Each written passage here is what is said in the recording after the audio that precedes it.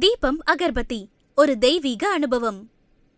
பக்தி கிளிட்ஸ் ஆன்மீக அன்பர்களுக்கு என்னுடைய அன்பான ஆசீர்வாதத்தை தெரிவித்துக் கொள்கிறேன். பக்தி கிளிட்ஸ் மூலம் குரு பயிற்சி, சனி பயிற்சி, ராகு கேது பயிற்சியை பொறுத்த வரைக்கும் இந்த வருடத்தினுடைய இறுதியில சந்திக்க போறோம். இடைப்பட்ட சனி பயிற்சி, குரு பயிற்சி நம் வாழ்வை நம்முடைய கர்மாவுக்கு ஏற்ற பலனை தந்தாலும் கூட அந்த வகையில எந்த விதமான நிம்மதியை சந்திக்க முடியாத சூழ்நிலை, நிறைய இழப்புகளையும் பிரச்சனைகளையும் தொடர்ந்து சந்திக்கின்றோம். முன்னேற்றம் ஒரு அடி கூட இல்லையே என்ற கவலைப்பட்டவர்களுக்கு தான் ஒரு அற்புதமான பயிற்சி. அசுரகுருவாக இருந்தாலும் கூட களத்திரகாரன் என்று சொல்லக்கூடிய சுக்கிரனுடைய பயிற்சி. அதே நேரத்தில் சுக்கிரன் பயிற்சி ஆனாலும் கூட பாத்தீங்கன்னா ஆகஸ்ட் 1 செப்டம்பர் 2 வரை பாத்தீங்கன்னா சிம்மத்திலிருந்து கன்னிக்கு பயிற்சி ஆனாலும் கூட பலகீனமாக பலமிழந்த ஒரு சுக்கிரனாகத்தான் வருகின்றார். அது துலாம் ராசிக்கு எவ்வாறு இருக்கும் என்பதை நம்ம பார்க்க போறோம். ஒரு கிரகத்தினுடைய பலம் பலகீனத்தை மட்டுமல்ல, ஒரு கிரகத்தினுடைய பயிற்சி மட்டுமல்ல, மற்ற கிரகங்களுடைய இருப்பை வைத்தே நான் சோழி பிரசனம் பார்க்கின்றேன். அந்த வகையில கொஞ்சம் கவனமா நிதானமா பொறுமையாக கவனித்து வருவீர்களானால் அற்புதமான ஒரு யோக பலன் கிடைக்குதோ இல்லையோ, நிறைய இழப்புகளை சந்திக்காமல் இருந்து விடலாம். மனிதனுடைய வாழ்க்கையில அதாவது மேல் சட்டைக்கு கனவு காணும் பொழுது கீழ் சட்டை காணாமல் போய்விடக்கூடாது அல்லவா? அந்த வகையில் பார்க்கும்போது துலாம் பார்ப்போம்.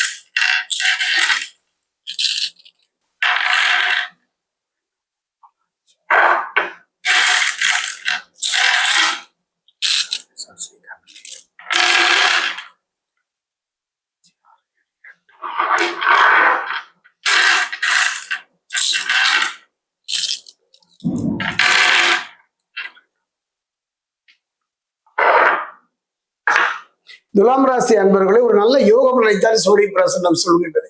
எடுத்த காரியத்தை செய்து முடிப்பதில் சாதகமான பலன்கள் கிடைக்கும். நீங்கள் எடுத்து வைக்கின்ற முயற்சி திருமணமா இருக்கலாம், சுபகாரியங்களா இருக்கலாம், தொழிலா இருக்கலாம், எந்த முயற்சியா இருந்தாலும் கூட அதில் இருந்து வந்த தடைகளும் பிரச்சனைகளும் படிப்படியாக மாறுவதையும் குறைவதையும் நல்ல மாற்றங்கள் இருப்பதை நீங்கள் உணரலாம். அதே நேரம் உடல் ஆரோக்கியம் மேம்படும்.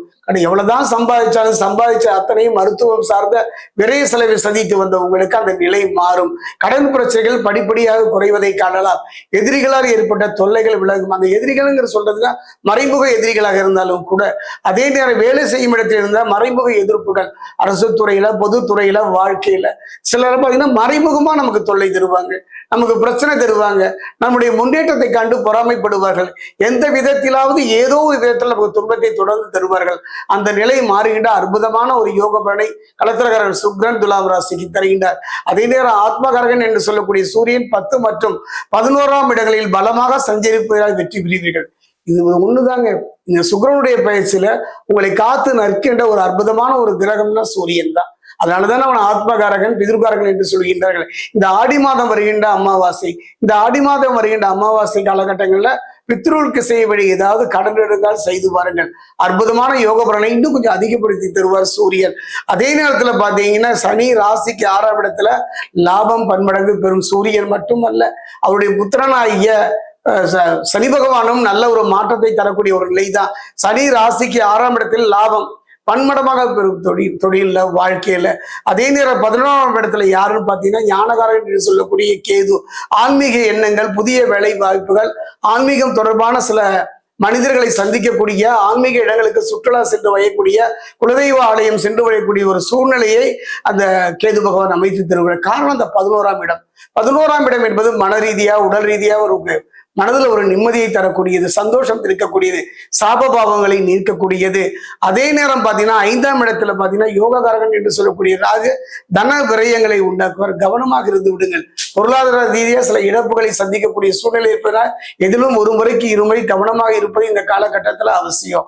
அதே நேரம் 10ல குரு தொழில் வியாபாரத்தில் வருமானம் வருவதற்கான சூழ்நிலையை இந்த 10ல் வருகின்ற குரு உங்களுக்கு அமைத்து தருவார். அதே நேரம் புதன் அதாவது துலாம் ராசியை பொறுத்த வரைக்கும் புதனால எந்த காலகட்டத்திலுமே ஒரு நன்மை பெற முடியாத ஒரு காலம். ஆனா இந்த சுக்கிரனுடைய பயிற்சி பாத்தீங்கன்னா புதனும் 10 மற்றும் 11ஆம் இடங்களில் பலத்துடன் பணிகளை வருவதனால ஒரு பணி எடுக்கிறீங்கன்னா அந்த பணியில இருந்த சுணக்கமும் தடையும் சரி, பிரச்சனையும் சரி, விரைந்து வேகம் எடுக்கும். தடைகள் நீங்கும், பிரச்சனைகள் நீங்கும். அந்த நிலையை புதன் உங்களுக்கு துலாம் ராசிக்கு அமைத்து தருகின்றார். குறிப்பா பாத்தீங்கன்னா இப்பதாங்க களத்திரகாரகன் சுக்கிரன் 12ஆம் வீட்டில் ஆதாயத்தை உண்டாக்குவார். இதுவரைக்கும் தோல்விகள் உன்னை அடைவதற்கு கடுமையான போராட்டங்களை சந்தித்து வந்தவங்க வாழ்க்கையில ஒரு நல்ல ஆதாயத்துல, தொழில, வாழ்க்கையில தரக்கூடிய ஒரு சூழ்நிலையை சுக்கிரன் அமைத்து தருகின்றார். பலம் இழந்தாலும் கூட இந்த காலகட்டத்தில் பார்த்தீங்கன்னா சுக்கிரன் 12ஆம் வீட்டில் ஆதாயத்தை உண்டாக்குகின்ற அற்புதமான காலமும் இதுதானே. அதே நேரத்தில் பார்த்தீங்கன்னா செவ்வாயை பொறுத்த வரைக்கும் 8ஆம் வீட்டில் கொஞ்சம் கோபம் வரும். கோபத்தை அடக்கிக் கொள்வது சிறப்பு. இல்லை என்றால் சில விளைவுகளை சில பகைகளை சந்திக்கக்கூடிய சூழல் இருப்பவர்கள் கவனமாக இருந்து விடுங்கள். அதே நேரம் ராசிநாதன் சுக்கிரன் 10ஆம் இடத்தில் உச்சம் பெற்ற குருவோடு சேர்க்கை அற்புதம். அதாவது 2 குரு ஒன்றாக சேர்கின்ற ஒரு காலகட்டம். குருவும் சுக்கிரனும் 7ஆம் பார்வையாக 4ஆம் இடத்தை பார்க்கிறார்கள்.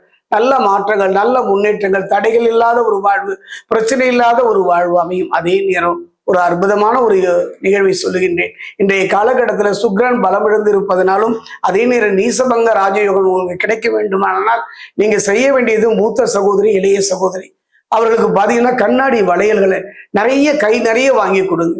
அவர் முகத்தில் தோன்றிய அந்த சந்தோஷமே பலமிழந்து சுக்கிரனை பலமாக்கிவிடும்.